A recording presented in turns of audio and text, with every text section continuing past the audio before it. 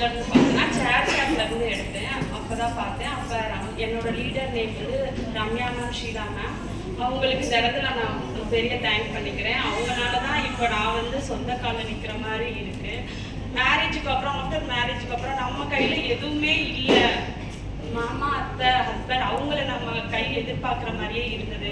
அது நமக்கு ஒரு மாதிரியாகவே இருந்துச்சு. எல்லா விஷயத்துலையும் அவங்ககிட்ட நம்ம கை நீட்டுற மாதிரி இருந்தது. என்னதான் இருந்தாலும் பேரண்ட்ஸ்கிட்ட இருக்க இது அவங்ககிட்ட நமக்கு கிடைக்கல அப்படின்றப்ப எனக்கு தனியாக ஏதாவது பண்ணணும்னு தோணுனப்ப தான் இதில் ஜாயின் பண்ணேன். ஆன்லைன்றப்ப இது வந்து உண்மையாக இருக்குமா இருக்காதான்னு ஒரு டவுட்டை வச்சு ஷீலா மேம் தான் எனக்கு கிளியராக புரிய வச்சாங்க. அவங்க சொன்ன ஸ்பீச்சில் தான் நான் இதுக்குள்ளே வந்தேன்.